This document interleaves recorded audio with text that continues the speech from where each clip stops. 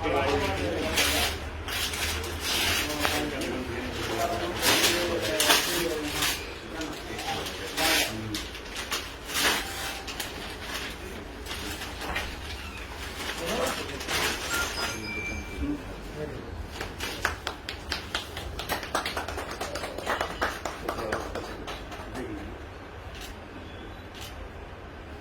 किधर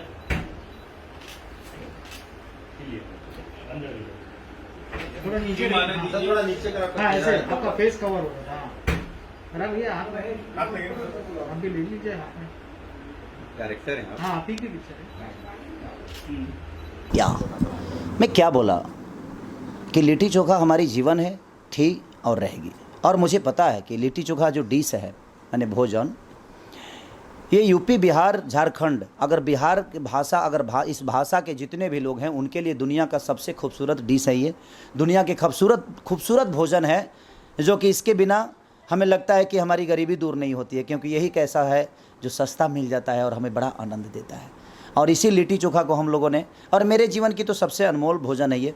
हमेशा मैं मेवा छोड़ दूँ लेकिन लिट्टी चोखा खाना नहीं छोड़ सकता।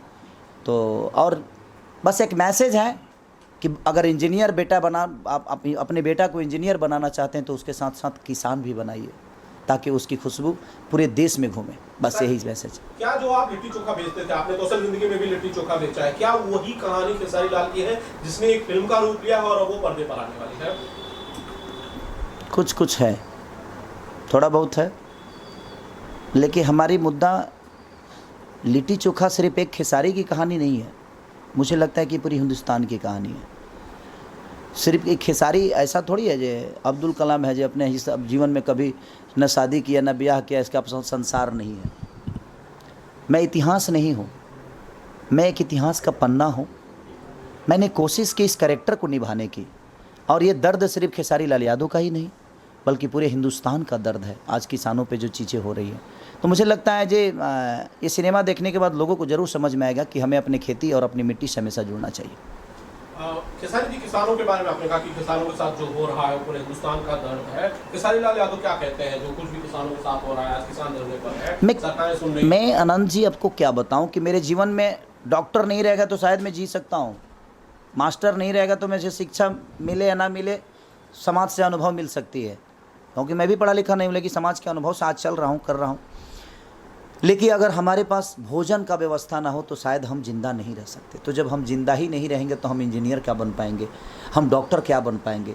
तो वो बहुत ज़रूरी है। किसान हमारे जीवन के सबसे अनमोल, जय जवान जय किसान, ये जवान और किसान ना हो, विज्ञान ना हो तो शायद हमारे जीवन का कोई महत्व तो नहीं है, और हम उन्हीं के ऊपर अत्याचार करें। ये मैं सरकार से अपील करूँगा कि प्लीज़ जो भी समस्या हमारे किसानों की है उनके लिए आप ज़रूर करिए। प्रदीप सर, कैसे शुरू हुई ये फिल्म कि भाई लिट्टी चोखा एक फिल्म बनाई जाए, खेसारी लाल यादव ही उसमें कास्ट किया जाए, पराग पाटिल सर उसे डायरेक्ट करें, ये कैसे शुरू हुआ? ये एक्चुअली ये प्रोजेक्ट पराग पाटिल जी मेरे पास लेके आए थे तो उस समय ये प्राइम बेस पे था, और फिर हम लोगों ने ये सोचा कि आखिर ये किसके साथ किया जाए। तो हमारे खेसारी जी लिट्टी चोखा से जुड़े हुए, सबको पता है दुनिया में एक एक लोगों को, तो हमने उसी समय माइंड मेकअप कर लिया था कि ये जो फिल्म बनेगी वो खेसारी जी के साथ बनेगी और वही इसको जस्टिफाई कर सकते हैं। तो हमने खेसारी जी को साइन किया, फिर बातें आगे बढ़ती चली गई और फिल्म बनाया हमने। बहुत मेहनत की। टाइटल किसकी खोज है basically, litti chokha? Litti chokha title basically पराग पाटिल जी ने ही मेरे को सुझाया था, जिसको मैंने हाथों हाथ रजिस्टर्ड किया। और मज़े की बात कि जब मैं रजिस्टर्ड कराने गया तो पता चला हिंदी में ये टाइटल रजिस्टर्ड है। अच्छा। भोजपुरी में मैंने कराया। आपको आश्चर्य होगा, आप जाके आप पूछना एसोसिएशन में। आप लिट्टी चोखा को मामूली समझ रहे हैं? बिल्कुल नहीं। हिंदी में रजिस्टर्ड, वो मेरे को नहीं मिला, भोजपुरी बोला, खट से दे दिया। तो ये ऐसे ये फिल्म का टाइटल ओके हुआ। सर, फिल्म जैसी बनी है, लगभग बनकर तैयार है, जैसी आप बनाना चाहते हो वैसी ही बनी है? सर, फिल्म बहुत अच्छी बनी है और जो हमने सोचा था। और एज ए प्रोड्यूसर मेरे को क्या चाहिए, लोगों से क्वेश्चन पूछूं तो वो बोलेंगे पैसा चाहिए, लेकिन मैं क्या फील करता हूं कि 120 लोगों की यूनिट शांतिपूर्ण तरीके से काम करके निकल जाए, और हमारे जो मेन आर्टिस्ट हैं वो इतना सुकून रहता है माइंड में, हम लोग पीसफुल रहते हैं इनके रहने से। कारण क्या है कि प्रोडक्शन है, बहुत सी चीज़ों में ऊंच नीच होती है, कभी ये नहीं मिला, कभी इनकी सुविधा की कोई चीज़ हम इकट्ठी नहीं कर पाए। ये ऐसे शख्स हैं कि खुद कर लेते हैं और उसका एक पैसा भी प्रोडक्शन से चार्ज नहीं करते। अभी मज़े की बात बताता हूँ, लिट्टी चोखा में वहाँ पर हमारे बड़े भाई ये पदम सिंह है, इन्हीं की सारी व्यवस्था थी। लेकिन संजोग ऐसे कि जो अच्छे होटल हैं वहाँ पर वो नॉन वेज अलाउ नहीं, नॉन वेज नहीं मिल पा रहा था। तो 2-4 दिन तो चला कि क्यों नहीं बन रहा, क्यों नहीं बन रहा। फिर इनको समझ में आया, बिना मेरे को बताया डेली कम से कम 20 लोग के लिए नॉन वेज बनवाते थे सेट पर और खिलाते थे, 5 पैसा नहीं लिया। तो मैं बोलता इनके जैसा आदमी मतलब फील्ड में जो करते हैं वो तो अलग चीज़ है, लेकिन प्रोड्यूसर के साथ क्या बिहेव करते हैं, प्रोड्यूसर को यही सुकून चाहिए। पैसा तो बाद में आएगा, ये है तो आता ही रहेगा, वो अलग चीज़ है। लेकिन बीइंग ए प्रोड्यूसर ऐसा स्टार, ऐसा कलाकार सबको चाहिए। वाह, बड़ी बात, सच में बहुत बड़ी बात, बहुत बड़ी बात। पदम सर, आप जरा बताइए क्या एक्सपीरियंस था फिल्म के साथ, खेसारी भाई के साथ, पराग सर के साथ? पहले तो मैं सभी को बहुत बहुत धन्यवाद देता हूं कि आपने मुझे कहने के लिए कहा, और हमारे प्रदीप भैया जो प्रोड्यूसर हैं उन्होंने मेरी बात पर विश्वास किया।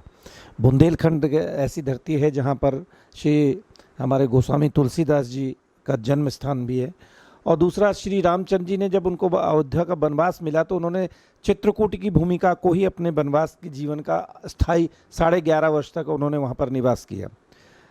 और इस फिल्म के बारे में यही कह सकते हैं कि लॉकडाउन के समय, जबकि मैं 7 महीने तो आया नहीं था, लेकिन प्रदीप भैया और पाटिल साहब, पराग पाटिल जी से लगातार संपर्क में थे कि हमको वहाँ बनानी है। और पराग पाटिल को मैंने कुछ लोकेशन दिखाई तो वो इतने प्रभावित हो गए कि नहीं भैया, मैं आ रहा हूँ और आप मुझे दिखाइए। तो हम वहाँ पहुँचे और पराग भैया ने देखते ही उन्होंने तुरंत कह दिया कि नहीं, फिल्म तो अब लिट्टी चोखा यहीं बनेगी। और उसमें जो मैंने पाया है और जो अभी तक में हम लोग 7-8 फिल्में जो बना चुके हैं, जो भी लोकेशंस होती हैं, तो प्रदीप भैया और मेरा तो आपसी सामंजस्य इतना रहता है कि हाँ, यहाँ पर अनुकूल परिस्थिति हो तो बिना पूछे कह देते हाँ ओके ही होगी। तो इस तरीके का अगर प्रोड्यूसर का सहयोग मिलता है और हमारे हीरो का सहयोग मिलता है और डायरेक्टर का सहयोग मिलता है और हमारे राइटर का सहयोग मिलता है और डीओपी साहब से तो कंटिन्यू वहीं से फोटोग्राफ्स में दिखाता था वीडियो कॉलिंग के माध्यम से कि भैया ये कैसी लोकेशन रहेगी, तो उनके अनुकूल रहती थी और वो उसको ओके कर देते थे। इस आधार पर ये सबका ताना बाना जो बुना गया कोरोना टाइम पे, तो लिट्टी चोखा एक बहुत बड़ा विस्फोट होकर निकलेगा और जो सबके दिलों पर राज करेगा, इस तरीके की ये भूमिका और पृष्ठभूमि तैयार की गई है। और बांधा जाने के बाद वो अपने आप में एक अनूठी फिल्म बन गई है। प्रिंस भाई, आपको मजा आया? बहुत ज्यादा शूट करते हैं खेसारी भाई, मैंने सुना कंटिन्यू बहुत ज्यादा लंबे शूट करते रहते हैं। सबको नमस्कार। हाँ, हम लोग शूट करते हैं और साल में 8-10 फिल्में करते हैं हम लोग, लेकिन लिट्टी चोखा ऐसी फिल्म है जो दिल से बनी है। ये हम लोग बनाए नहीं है, बन गई है और कमाल की फिल्म बनी है, कमाल की स्टोरी है, सबका मेहनत है और ये फिल्म दिल से बनी है। सबने जान लगा के काम किया इसमें और बहुत मज़ा आया ये फिल्म करके। राकेश जी, नमस्कार। कुछ बोलने के लिए ज़्यादा तो लिट्टी चोखा में है नहीं, क्योंकि भैया ने सब कुछ बोल ही दिया है। Litti chokha in short concept इतना ही है। अब मैं थोड़ा सा कॉन्सेप्ट पे बात कर लूँ। ये कॉन्सेप्ट पे इतना ही है, लिट्टी चोखा जैसा पोषक भोजन ये शायद पिज़्ज़ा और बर्गर और सैंडविच नहीं है ये सब। लेकिन लिट्टी चोखा को आज समाज में कहाँ देखा जाता है? सबसे निचले तबके पे। लिट्टी चोखा गरीबों का भोजन है, ये गरीब है भाई। गरीब है तो हिंदुस्तान है, वो कास्ट है, लिट्टी चोखा है तो हिंदुस्तान है। क्योंकि हिंदुस्तान पिज़्ज़ा और बर्गर ने मिलकर नहीं बनाया, हिंदुस्तान लिट्टी और चोखा ने बनाया। तो मूल कहानी यही है लिट्टी चोखा की। दलितों को, किसानों को संजो के रखो, अगर वो है तो ये देश है। बस इतनी सी कहानी है लिट्टी चोखा की। प्रवीण जी, सर क्या तैयारियां चल रही है सर फिल्म की रिलीज को लेकर, ग्रैंड रिलीज को लेकर? बेसिकली कोरोना काल के बाद बहुत धूमधाम से रिलीज होगी और बहुत मतलब समझिए कि सारे सिनेमा हॉल में बुकिंग पहले से कर दी गई है। 9 अप्रैल को बिग रिलीज होगी। लिट्टी चोखा सुनकर मैं बिहार से आया हूँ लिट्टी चोखा लेने। बिहार का प्रिय भोजन, मुझे मालूम हुआ कि लिट्टी चोखा बम्बई में है तो मैं स्पेशली लिट्टी चोखा लेने आ गया। शानदार। मुंबई से लिट्टी चोखा? जी, बिल्कुल बिहार जा रहा हूँ। बहुत सही। प्रवीण जी, बेसिकली बताइए जरा कि जो कहते हैं हम सिनेमा के बारे में कि भाई फिल्मों में ऑडियंस कम आ जा रही है, आप बताइए इस फिल्म से, लिट्टी चोखा से आपको क्या लगता है, क्या उम्मीदें हैं कि भाई ऐसे? हाँ बोलिए। कि भाई इस फिल्म से हम क्या कर सकते हैं, बेसिकली सिनेमा कितना बेटर हो जाएगा, या ऑडियंस जो कि दूर जा रही थी उसे रिकॉल करने में भी मदद मिलेगी? अभी 4-5 वीक पहले इनकी एक पिक्चर दुल्हन, वही जो पिया मन भाई रिलीज हुई थी, काफ़ी ऑडियंस आ रहे हैं। धीरे धीरे कोरोना का डर खत्म हो रहा है, ऑडियंस घर से निकल रहे हैं, लोग आ रहे हैं और इसमें आएंगे, उस समय तक सब क्लियर हो जाएगा। ठीक है, मेरा धन्यवाद। पराग सर से है। पराग सर,